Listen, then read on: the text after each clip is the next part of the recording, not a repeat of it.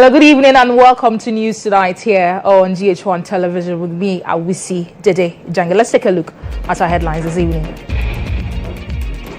Campaign to intensify in Abokobi as Electoral Commission announces decision to rerun parliamentary elections at the polling station in Dome-Kwabenya constituency.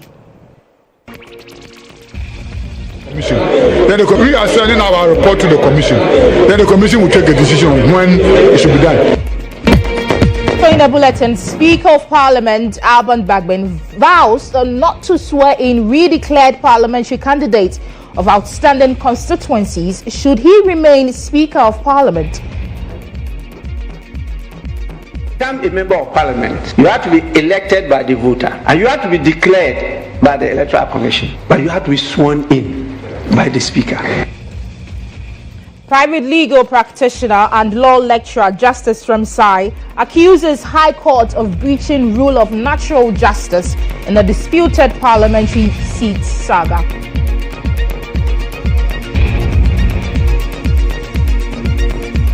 And in business, trade fair organizers urge to subsidize rates for vendors, particularly for SMEs.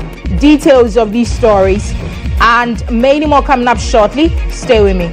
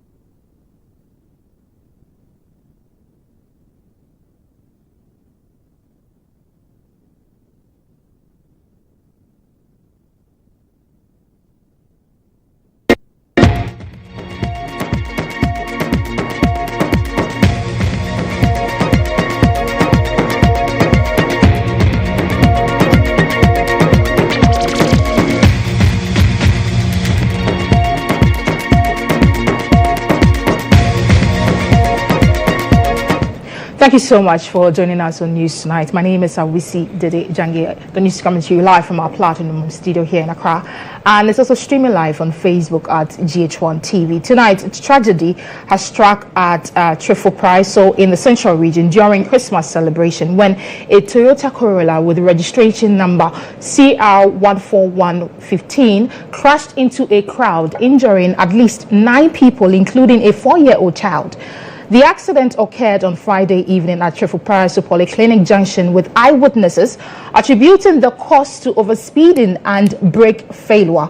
7 of the victims have been treated and discharged from the Twifo Praso government hospital. However, a 4-year-old girl suffered severe burns when the vehicle hit a pot of boiling cooking oil by the roadside, which then fell on her. The Twifo Praso District Commander Superintendent Adai Boateng assured the victims that justice will be served in due course and urged them to remain patient and cooperate with the investigation processes. However, the family of the 4-year-old is calling on the police administration to take immediate action and address their concerns and also ensure justice is served. Me hear justice because some people me do car police ni so also park car na o park car na o park car na 1 2 key ama wo say wada found team 1 2 key ni no 2 car no ni pa no nya driver ni only license only hwe na otumi 2 car so de kwa ode kwa di nkofo awu sa de me hear say Ghana police payinfo IGP na payinfo nti ketua no yes okaso kokoso ketua ni ma kangwa ni begu hu nyina nti ode ka ne be pemo ngwa na ehwiegu no na am so no bofo ketua no ati gofo bebre pre e ba de sana page police ni omba ha omehwe akola omba ha kola. Well, also a fatal incident on the Cape Coast to Tadi Highway at the Agri Memorial Senior High School has claimed 4 lives and critically injured over 20 passengers when a U-turn Takoradi Accra-bound bus was involved in an accident on Friday evening. Information gathered by GHOne News' Yabuijan suggests that the bus had 53 passengers on board. 2 passengers narrated the bus driver attempted to swerve a towing car driver who made a wrongful overtaking. However, there was a fast-approaching vehicle coming from the opposite direction, and in an attempt to avoid a head-on collision, the bus landed on its side, moving a few meters before it came to a halt. An eyewitness who assisted in rescuing the victim said they were rushed to the Cape Coast Teaching Hospital. A principal of the emergency medical team from the National Ambulance Service, Keteku Prosper, disclosed that the victims include 10 males, 7 females, and 5 children. According to the eyewitnesses, some of the passengers were trapped whilst others jumped out of the window to escape and save their lives.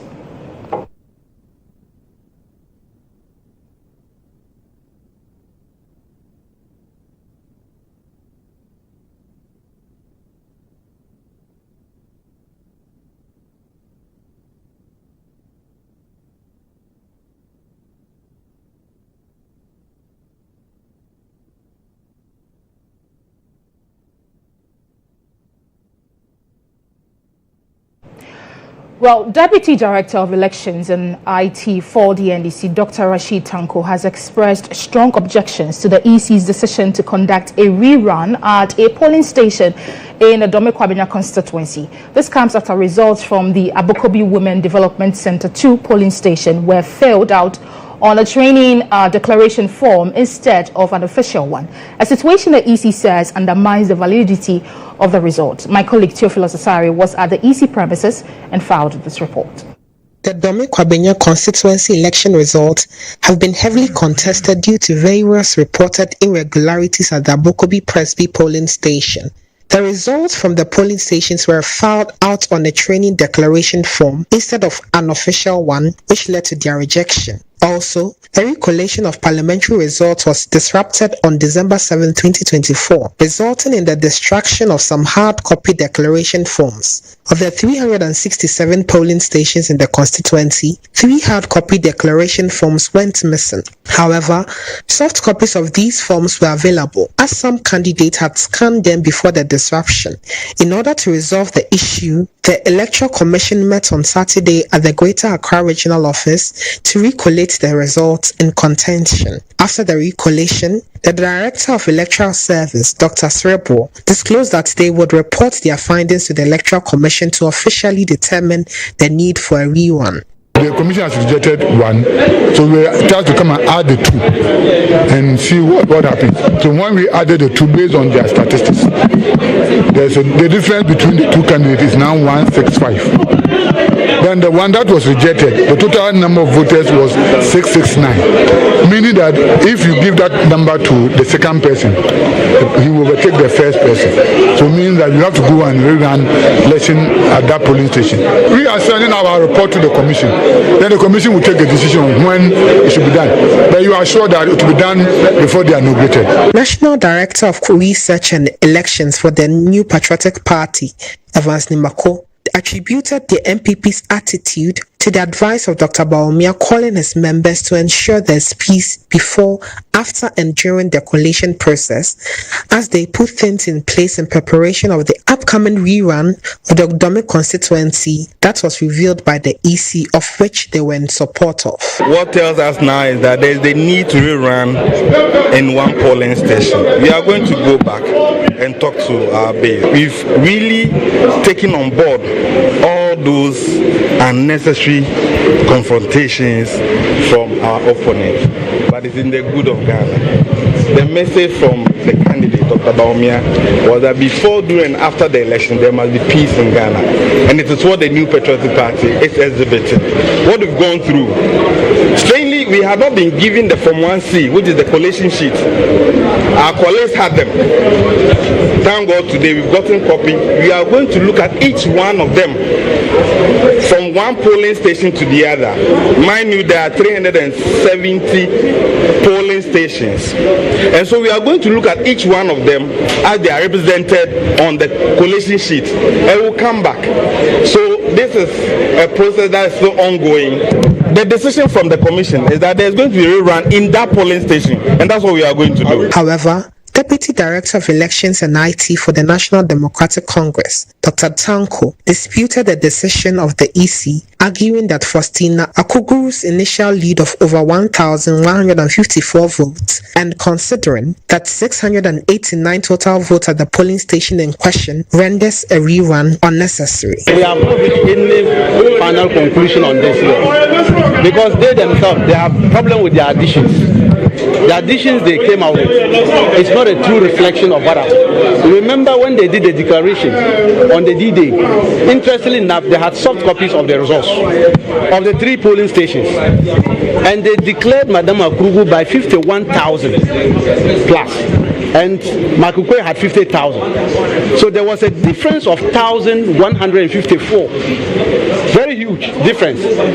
So today, if you are having problem with one polling station, that one polling station should be taken out. And that one polling station total votes are 689. So when you take out 689 from 1,157, your guess is as good as it's a simple arithmetic.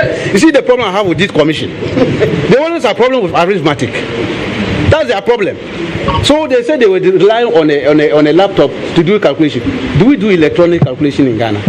Our results are manual. We go by the pink sheets and we go by the collation form. The collation form is what is known as the Form 1C.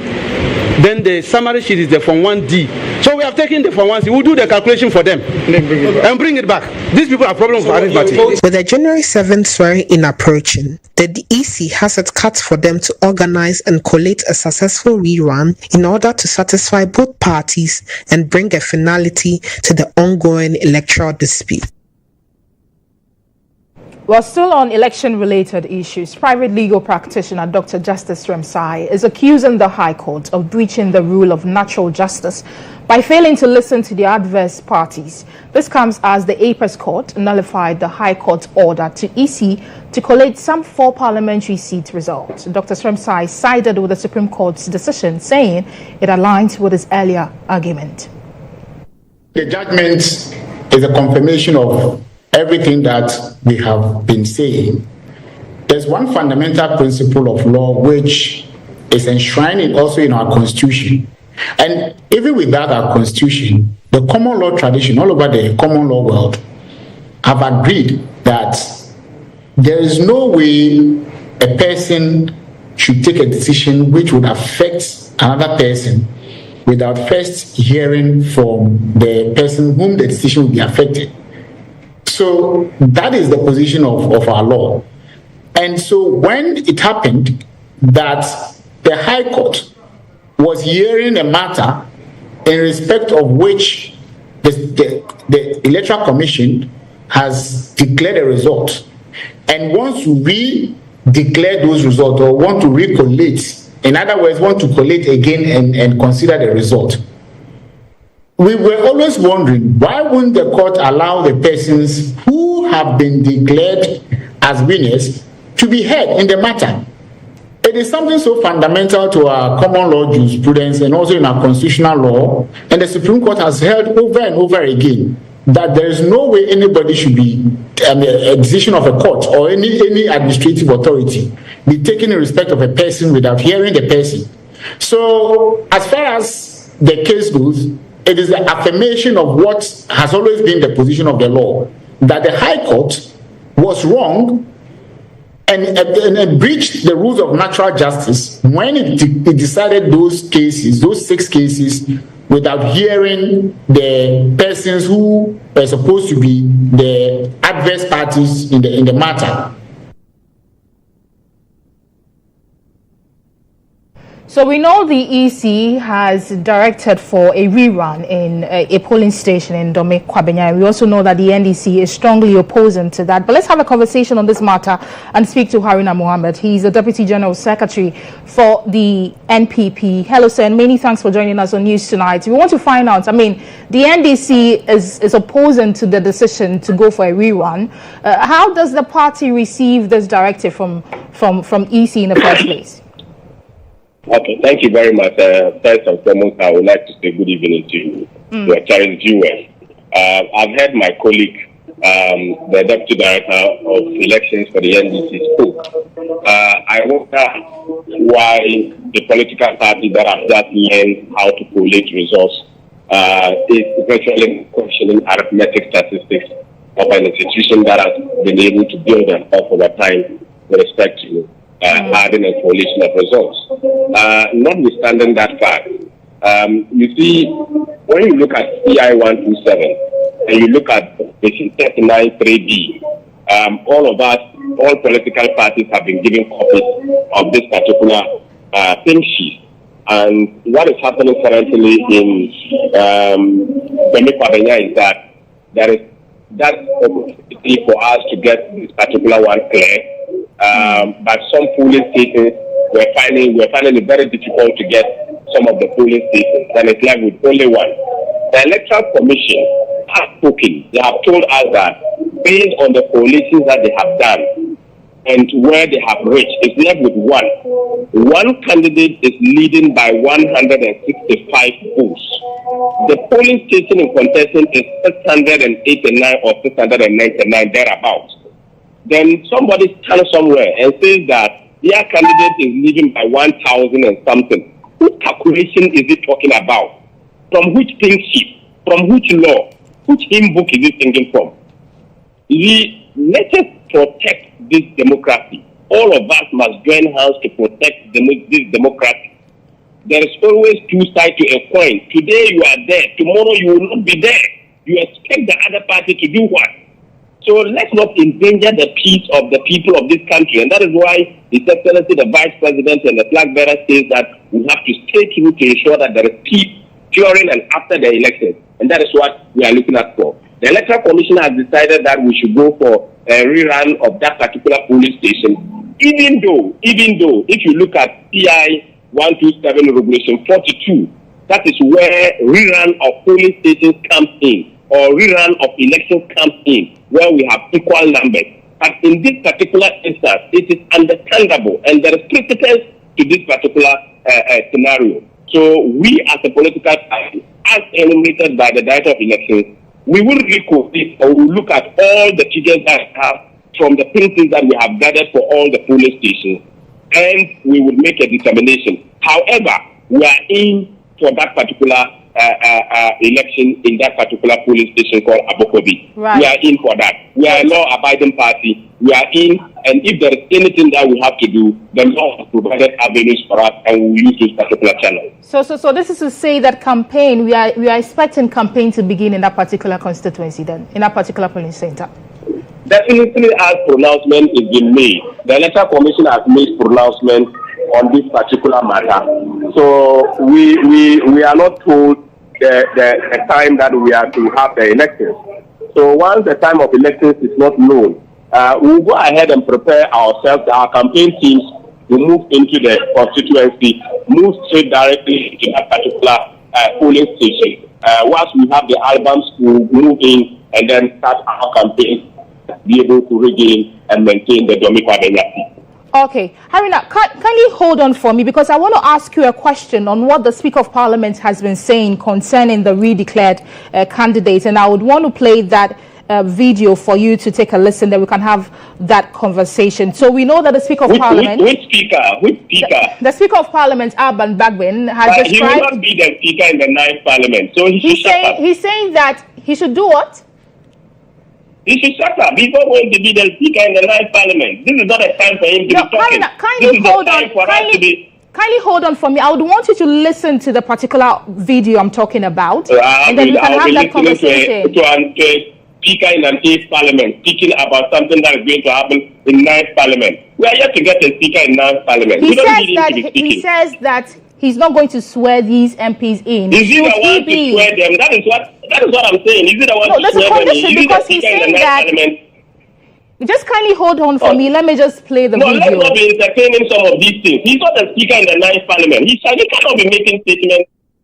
And I can tell you this because when I'm speaking the truth, I have nothing to fear. If you ask me tomorrow that I say yes, I said it. The decision of the Supreme Court just followed the position I took before even they delivered their decision. To become a member of Parliament, you have to be elected by the voter. And you have to be declared by the Electoral Commission. But you have to be sworn in by the Speaker. Until you are sworn in by the Speaker, you remain MP elect. So I was very clear in my mind that some of those re-collation and re-declaration were completely null and void ab initio. They were unknown to the law, and so they were not properly so-called MPs elect and not qualified to be sworn in by me. My clerk is here. We had those discussions. When I told them, they were all surprised. I said, yes, I'm the gatekeeper. The right thing must be done for us to be able to reset Ghana. And so this recognition, I tell you, is going to do more than what I have done. Right, so that was the video on the Speaker of Parliament saying that certain MPs will not be sworn in should he remain a Speaker of Parliament. Haruna, if you are still on the phone, I'm sure you just heard the video I just played. I've heard him. He didn't put conditional clause as you are putting it. He didn't say should he become the Speaker. He said he will not be sworn in by him. Right. And I'm saying that is capricious. That is very whimsical. And he ought not to have made that particular statement. He's the Speaker of Parliament for the 9th Parliament. He's not the Speaker of Parliament for the 9th Parliament. He should wait when he's the next Speaker of the 9th Parliament. He says so. And additionally, I want to correct him. When the Electoral Commission declares you as a winner, it does not qualify you to be sworn in by the Speaker. It is when the Electoral Commission, through the returning officer, declares you. The returning officer has to prepare a writ. The writ must get commission, and the commission will then gazette. It is the gazette that allows the Speaker to swear them in. So it is wrong for him as a lawyer to say that the EC declares you and he swears in the person as member of Parliament. That is wrong. You see, we don't jump things and make statements in this country. Today you are jubilating. Tomorrow when you are outside, you will not be able to find yourself. And that is what the NDC they should get about. Let's not be jumping the law and trying to play with it and be doing whatever we have to do. We were in this country in 2004. There were regulations that were done by the Electoral Commission. In 2004, through at that time, was declared in Sunyani by Afarijan. It was through regulation. The MPP candidate was declared. He did a regulation and declared the NDC candidate. It was done at Sunyani. Then it was Bono Ahapu region. So let's not be joking with the law. Let us stay either with precedence and let us stay with the law and maintain the law as the status quo. That is what we all know. The mandamus application we made was not on recollation, was on to require the commission to collate and declare. And that must be very factual. Everybody must understand. We never applied for any recollation. We applied to ensure that collation is done properly in all the polling stations. Because if you pick the CI, Regulation 43, and then you go to read Regulation 43A, assemble the results from the polling stations. They didn't say polling stations. Polling stations without a challenge by a candidate or a counting agent in respect of a specific ballot box. So all polling stations have to be assembled. Dome-Kwabenya has about 370 polling stations. How do you collate polling stations and let's say 300 or 320 and you say it is complete? Arithmetically, you go and say you have over 1,000 and something gap. Please, let's respect the intellectuals in this country. Let's respect the laws of this country. Let's respect the decision of the people. If you lose the seat, we will accept. If we win the seat, we will still continue to pursue that particular case. But we welcome the decision of the Electoral Commission to allow a rerun of that particular polling station, and we are in and we will compete for it. Right. Thank you so much for making time to speak with us. That was the Deputy General Secretary of the New Patriotic Party, Haruna Mohammed there. Let's do other stories now. Some electorates in the Djangay Central Constituency have expressed mixed reaction over the controversy in the ongoing legal battle over the recollation and redeclaration of results following the December 7 elections. While some are frustrated by the controversy, others are anxiously waiting for a verdict from the High Court on Tuesday. If they want, they should take the results to heaven. Baba Sadiq will still win. I'm telling you, we have 5 electoral areas here. Baba Sadiq won 4 out of 5. How are you going to win the elections? He knows we have won him, and he don't want to agree that we have won him. We are very hungry here, but day in, day out, Baba Sadiq tried to cool us down, not to react. There was somebody who was declared as a winner. So if you are also going to really declare somebody as a winner, definitely it's going to cause a lot of problems. So actually people are not happy in this particular constituency.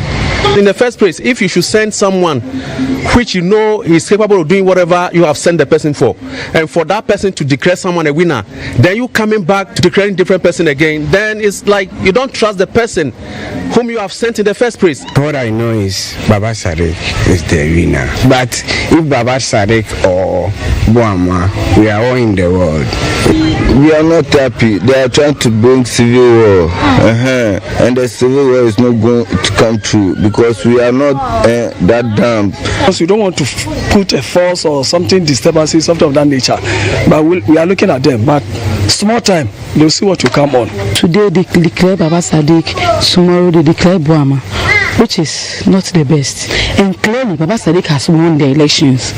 The people have decided enough is enough. A chairman of various committees of Parliament have mounted a strong case for the current leadership of the NPP in Parliament to be maintained in opposition. According to them, maintaining the likes of the current majority leader, Alexander Afenyo-Markins, as the minority leader in the 9th Parliament could be a strategic move for the NPP caucus, considering the numbers the party garnered in the just-ended elections. Have a listen to MP for Fantiakwa North, Kwabena Amankwa Isiama. This is the leadership, the committee chairman and the vice presidents of the 8th Parliament. And we've come to you this morning to tell you that it is the decision by all chairmen in Parliament to plead to the leadership of our party to maintain the leadership status quo in Parliament. Why do we say so? We say this because we are counting on experience and the nature of Parliament that the 9th Parliament is going to face now. Our numbers have dwindled, and for that matter, we need a front that is experienced to face the enormity of members in Parliament on the other side. And we have concluded that it will be beneficial to our caucus in Parliament and the party in general, and for the good of democracy in Ghana, to maintain what we have now. We say so again that they have experienced whatever has transpired in the previous government and in the previous Parliament. And we think that they are the right caliber of people to lead the onslaught this time around that, as I've said already, our numbers are down. So we will continue, and we are pleading to our leadership to not consider any other thing but make sure that the status quo of leadership is maintained this time around, except one Honorable Alex Tete, who has fallen out, and maybe council will decide to fill that hole. I think that's why we are here. Well, the NDC's Professional Forum has issued a stern warning to its MPs to maintain Alban Babwin as Speaker of Parliament in the yet-to-be-inaugurated 9th Parliament. According to them, the Speaker has established a stronger stance under the 8th Parliament and has represented the party effectively. The global president of NDC's Professional Forum, Ambassador Samanpiid, was speaking at a ceremony in Accra. For those who work very close with you, they see you as the Speaker of Parliament. But we saw you as a pivotal link between the NDC as a party and Parliament. You represented the spirit of our party. Anytime we spoke to you and with you, you had insisted that you wanted to establish strong and stronger institutions like the Parliament. We want to be the first to dare say that our members of Parliament should dare not make any mistake in changing you.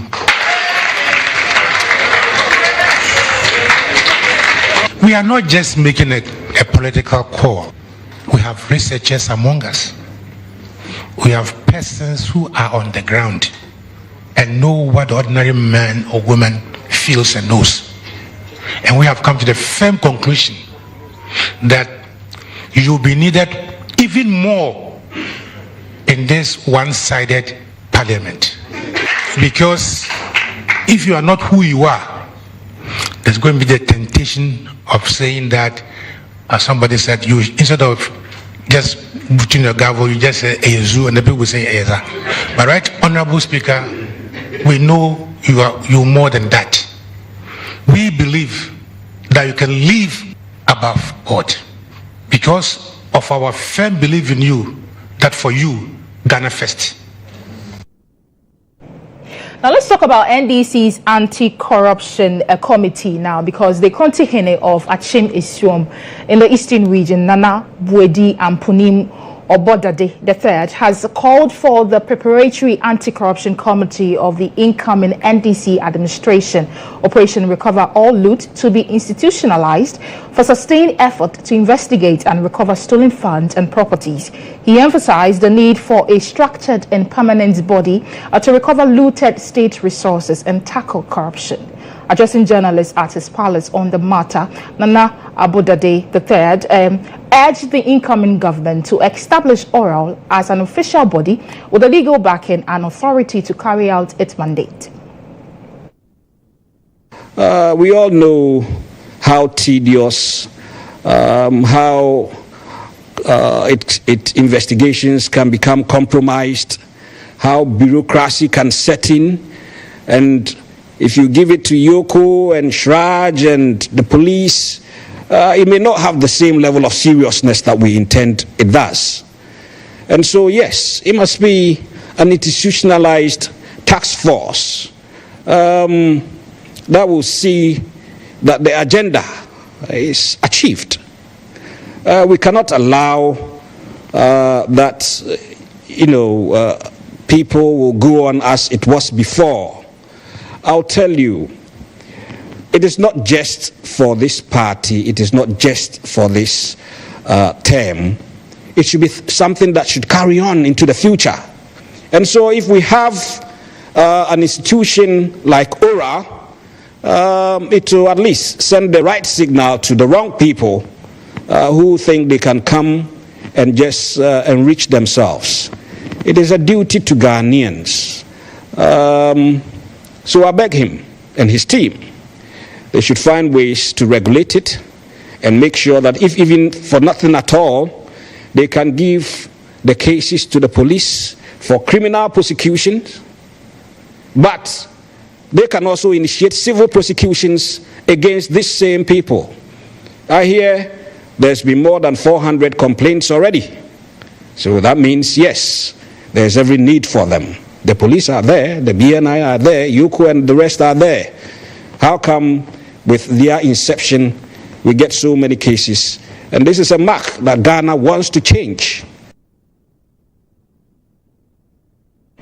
You're still watching News Tonight here on GHOne Television. We'll be back after this break.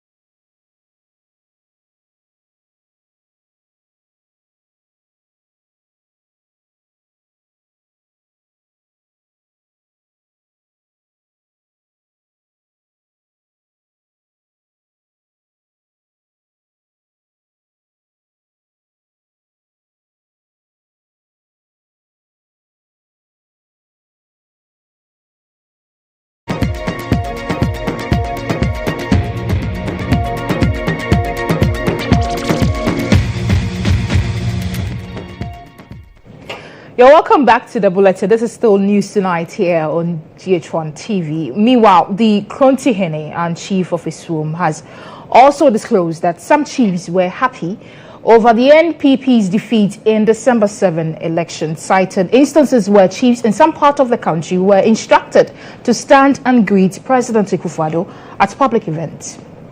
Overall, we thank God that the good Lord about to give the mantle, to President Mahama.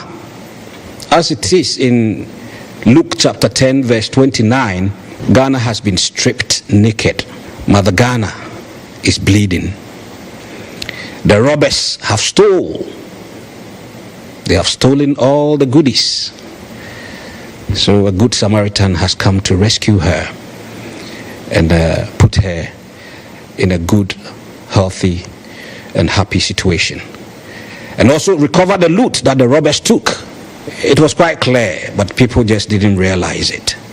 And some of us are happy that his reign is over. A lot of the chiefs are happy.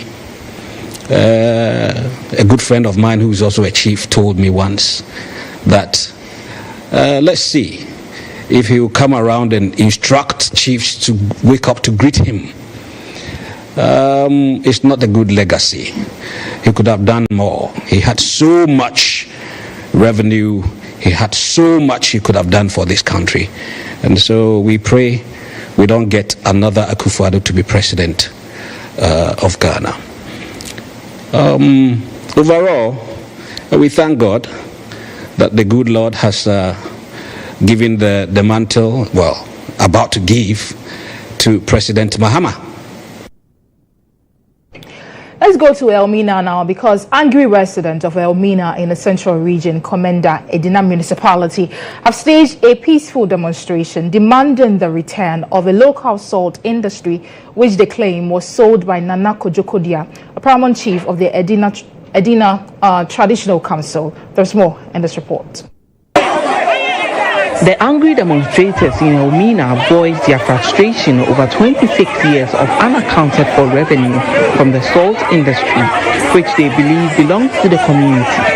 The factory was originally entrusted to Elmina by the Pan brothers from Greece following an agreement with local leaders in the early 1900s. Information gathered by GHOne News Bojan indicates that the factory was allegedly sold to Emiak and Farouk Company Limited by the Edina Traditional Council for an undisclosed amount. Reports suggest that in 1983, the Elmina Salt Industries separated from Pan Bro Salt Company as local leaders aimed to manage it for community benefit, but demonstrators say no progress has been made.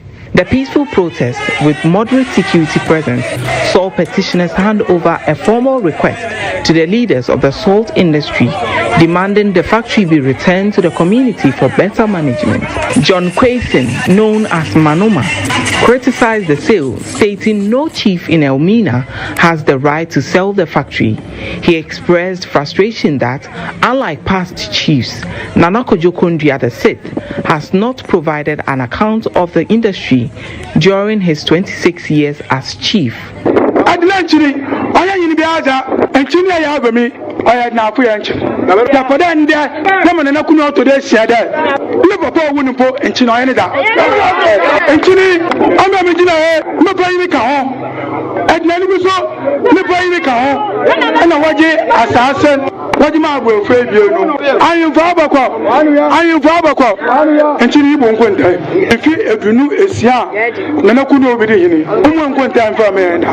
Some residents call for the return of funds paid to the new managers, urging that proper management of the factory is needed to benefit the future generations.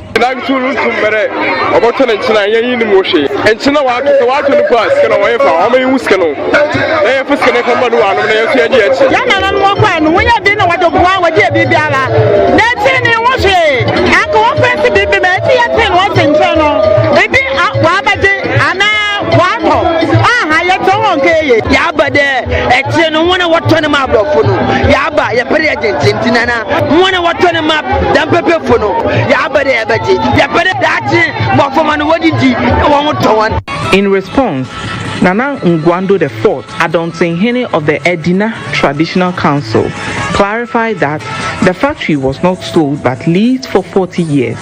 He explained it had been abandoned for 8 years and required repairs.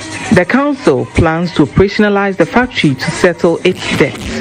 Nana Ngwando IV expressed disappointment that the demonstrators did not consult the council first, but affirmed their willingness to discuss the matter and clear any misunderstandings. Naman what I said, only Lisa Sabiaza Munda one for the trial. No, okay, Lisa, conditions for him.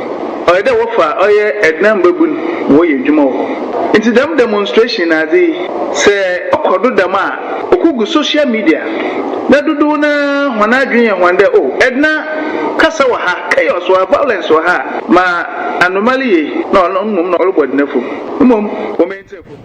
Now, away from the central region, let's move on to the northern part of the country. The Kusasis in the Upper East region have unveiled a historic statue in honor of their revered overlord.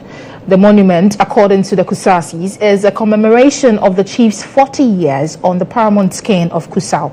Here's chairman of the Samanpiid committee, Solomon Awini, speaking to GHOne News. We are making special history today because this is the first time the ruler of Kusau is having his statue being presented to his subjects and placed at the very vantage entry point as observed today. For this, for His Majesty to rule over his people for 40 years, no mean achievement. It is a special favor from God, and our ancestral spirits are most grateful. So we have a just cause to jubilate with joyous abundance. This ceremony is a prelude to the climax day celebration is tied to the 37th annual Samanpiid on the 1st December 2024. In the current circumstances of our land, we the people of Kusau, especially those who live around this particular area of Kwabenya, have to volunteer to be watchmen of this statue to ensure that it is not tampered with or destroyed by famous or evil persons.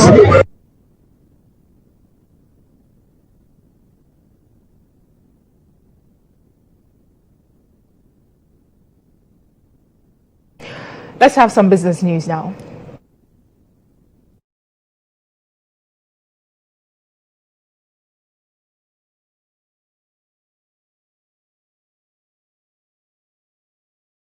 As trade fair organizers are being urged to subsidize rates for vendors, particularly small-scale entrepreneurs. The suggestion, according to organizers of the Urban Connect December market, will encourage greater participation and drive economic growth. There's more.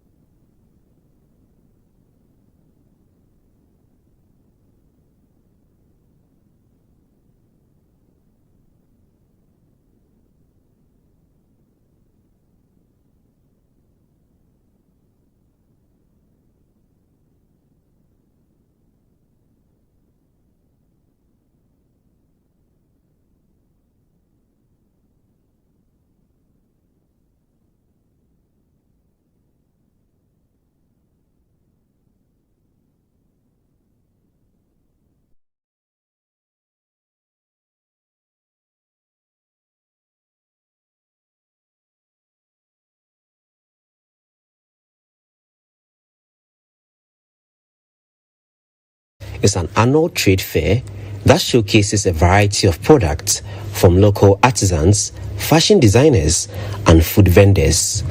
Speaking to GHOne Business, organizers of the fair stressed the importance of creating affordable platforms for entrepreneurs, citing the economic challenges faced by many startups, urging more collaborative efforts across the sector to ensure fair pricing and maximum exposure. Although the preparation towards this one was very short notice, moving forward, we are even planning a new one in Easter, which we are going to start with the preparations soon. So we are still open for vendors, more vendors, and people in the creative industry as well who will have to come with more ideas just to jump onto the train this time around. I think is welcomed. So we are hoping for more vendors, and probably maybe what we couldn't do well in this particular one, we are going to work on them just to make it much better. So I'm sure the Easter one we are going to have is going to be much better and much engaging, even much more than this maiden one. For vendors like Mary and Kwame, who sell cosmetics and handmade artifacts respectively, participation in trade fairs are crucial for business growth. However, they emphasize the need for enhanced publicity, noting that greater awareness drives higher foot traffic and better returns. These products, the sales are not that much, but since some are small, some are big, so you have to have patience depending on what you are selling, but generally it's good.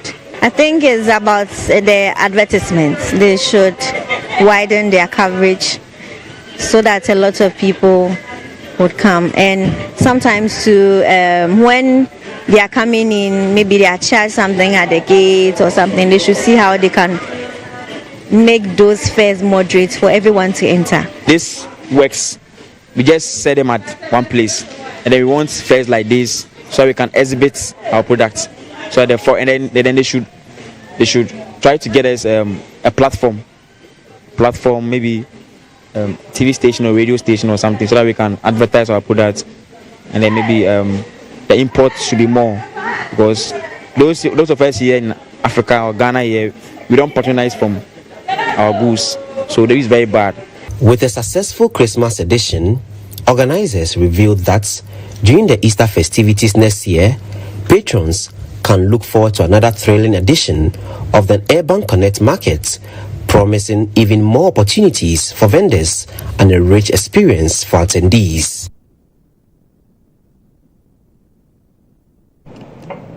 Let's do some GHOne related stories now.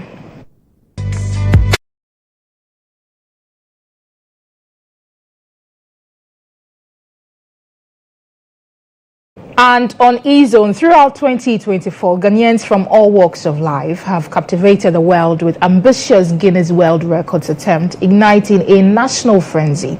As the year draws to a close, GHOne News' Al-Hassad Awudu looks back on the attempt that brought pride, controversy, and entertainment to the forefront. From late 2023 through to 2024, Ghana found itself at the center of an unexpected craze, a race to break Guinness World Records. What started as a quirky trend quickly became a national obsession, uniting citizens while sparking intense debates. The movement was inspired by Nigerian culinary influencer Hilda Bassi, whose remarkable 93-hour cooking marathon was broadcast live and celebrated globally. Her success ignited a creative fire across Ghana as individuals and groups pursue their own record-breaking dreams. Mostly, I was fighting my father. I never understood, but as I'm growing, I am getting to understand myself. Because I had so many life choices, even though I knew nothing. Putting Ghana out there. And you know, and for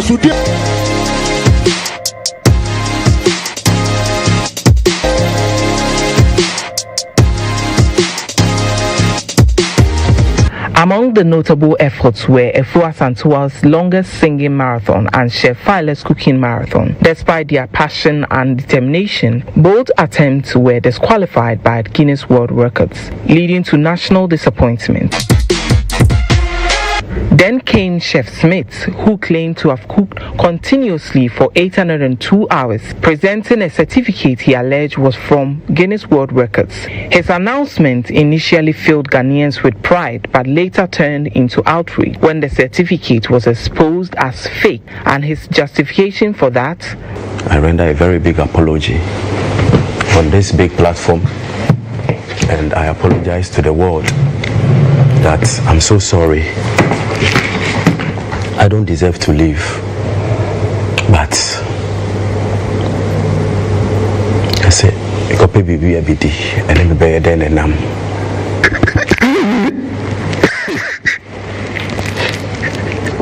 Smith, Please have a seat.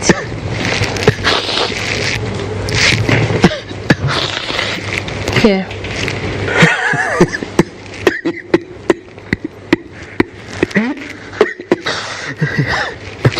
In 2024 alone, approximately 355 submissions were made to the Guinness World Record for various attempts. The public remained divided, supportive yet skeptical about the validity and significance of these attempts. Like, people are just using to blow some steam from how the country has been so far. It doesn't make sense to some extent, but it makes sense because it takes people's attention off the current situation of the country. People are actually trying to get fame without even doing anything serious or anything meaningful. And when you look at some of the things they try to do, like, there's no logic, like, there's no sense. It wasn't a waste of time. Although some weren't true, it was interesting. At least you get to have an idea of what is happening in the world. If somebody is brave enough to come out to attempt such a feat, well, we have to give them all the support. I don't think it's a waste of time like most Ghanaians see it. In the wake of these setbacks, Efua Santwa returned for a second attempt, completing her marathon this week in Kumasi. Ghanaians now eagerly await official confirmation, hopeful for a long-anticipated victory. Beyond the disqualifications and controversies, the record-breaking phenomenon showcased the resilience, ambition, and creativity of Ghanaians on the global stage, leaving an indelible mark on 2024. Let's do some international news now.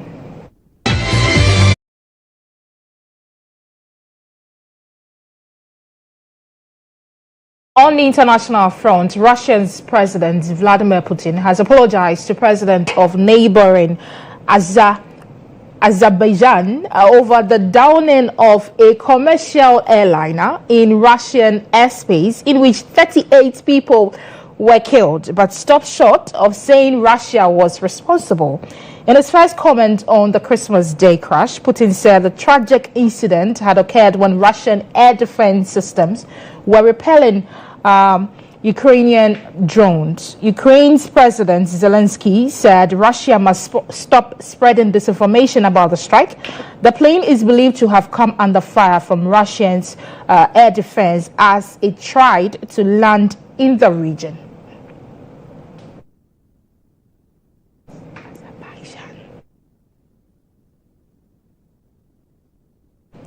And that'll be all for the bulletin here on GHOne television. My name is Awisi Dede. Djangay, have a good evening.